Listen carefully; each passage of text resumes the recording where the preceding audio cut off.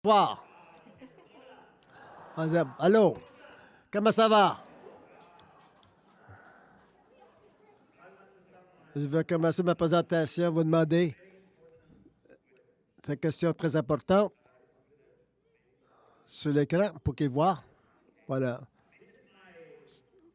C'est ma question ce soir pour vous, avant que je dise rien d'autre.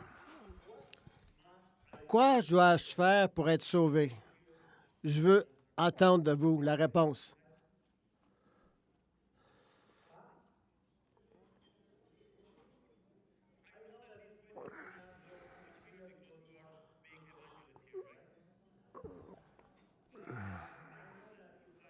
Je sais que je fais cette question dans la partie du monde.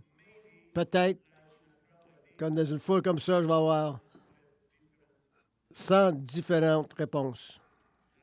Comme, faut t'arrêter de faire ça, faut t'arrêter de faire ça, faut que tu confesses tes péchés, pas d'importance quoi. Mais la Bible nous donne seulement qu'une réponse. Crois en Jésus-Christ et tu seras sauvé. Sauvé. C'est bien. J'ai une autre question pour toi. Ma deuxième question serait ceci. Combien de vous amenez quelqu'un au Seigneur le mois passé? Levez vos mains.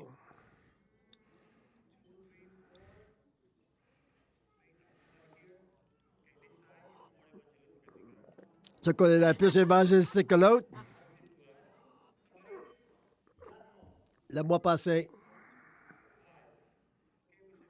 5 de la foule, peut-être 2 de la foule.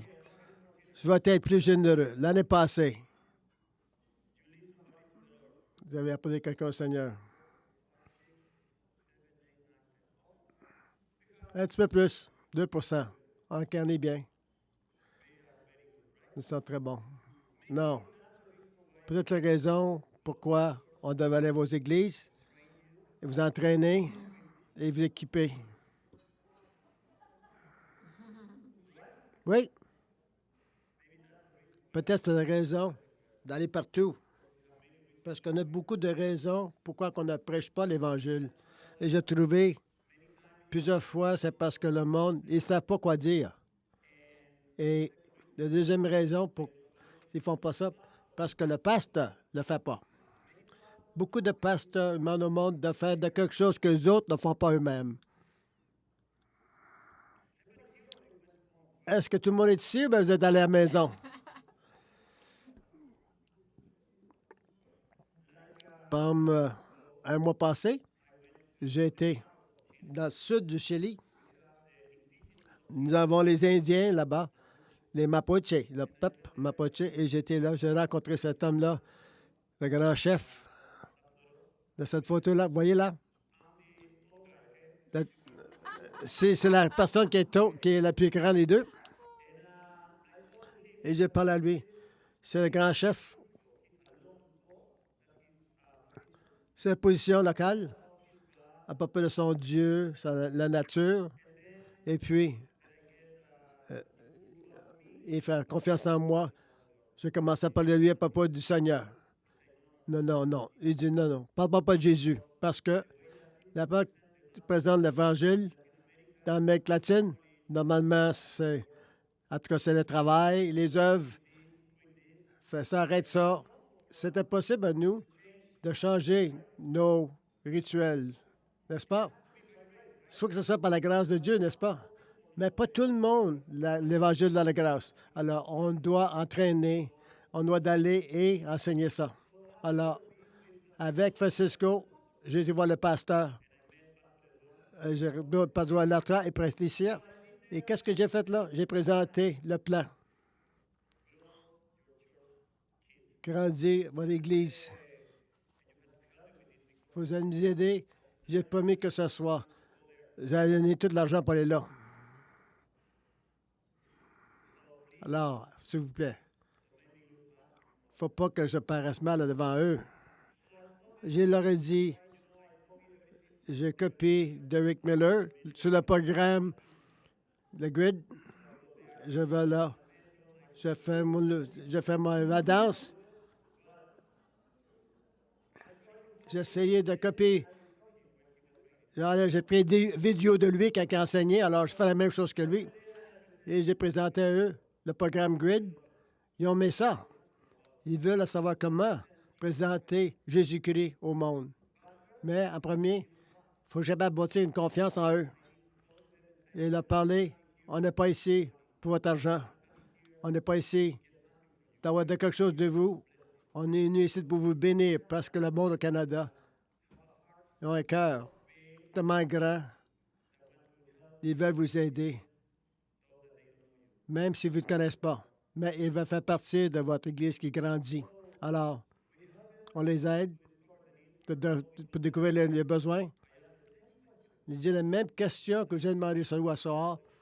Il dit combien vous, en passant. Il y a une autre question pour vous en passant. Est-ce que vous voulez l'entendre? Non? OK. Combien parmi vous ont des discipliner quelqu'un? Qu'est-ce que vous faites des disciples dans ce moment-ci? On fait des disciples. Alors, vous me dites que je suis ici ce soir avec un groupe de personnes qui sont désobéissants à la Grande Commission. Dis bonjour à la personne à côté de toi. Et il fait des farces, là. C'est une réalité, n'est-ce pas? On donne la réponse. Pourquoi qu'on ne fait pas ça? C'est la même question, on a là-bas, dans les églises. Pourquoi vous ne faites pas ça? Ils ont peur, ils ne savent pas. Si on donne l'information, on va être plus capable de le faire. Il faut les équiper, les entraîner. Ma prochaine diapo, la réalité triste, ça met l'Amérique latine. Même si je travaille au Nicaragua, Pérou et Chili, mais je vais travailler dans d'autres parties et je trouve que c'est la même réalité partout ce que je vais.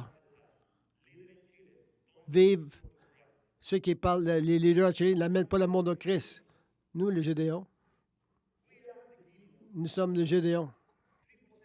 Seulement 3% de vous amenez quelqu'un au Seigneur le mois passé. Qu'on peut s'attendre de d'autres personnes. Et si nous sommes dans l'affaire de partager l'Évangile, qu'on s'attend des autres. Peut-être commencer ici, travailler ici, n'est-ce pas? Mais c'est la réalité. Ceux qui livrent, ils n'enseignent pas le monde comment faire ça. Ils ne font pas ça eux-mêmes. Et c'est pour ça qu'on va là, pour leur renseigner comment mener quelqu'un au Seigneur. Au Nicaragua, 600 pasteurs. Ils nous disent à nous, viens, on va nous ouvrir nos églises. Nous sommes prêts à partir. Au Nicaragua, la semaine passée, nous étions là, à Léon. 98 personnes, 500 leaders étaient là. Ils venaient avec nous autres.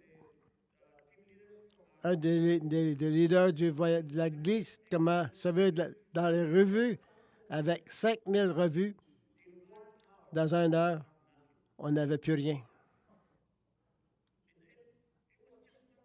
Juste une session d'entraînement.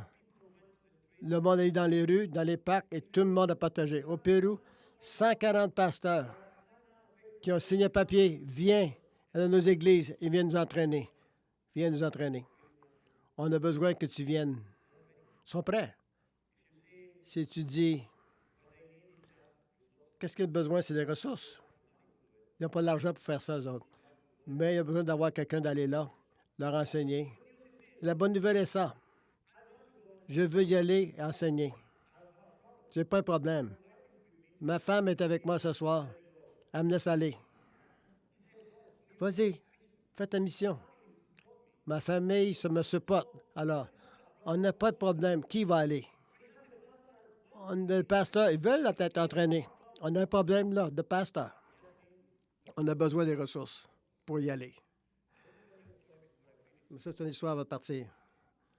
C'est son gars. Pasteur Juanito. À ce moment-là. 20 ans, pasteur, de venir à Pérou. Il loue un camion. Ils nous revu là. Ils vont dans l'Amazone.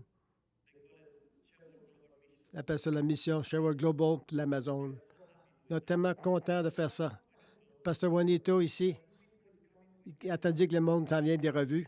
Alors, il marche 7 heures pour recevoir nos Écritures.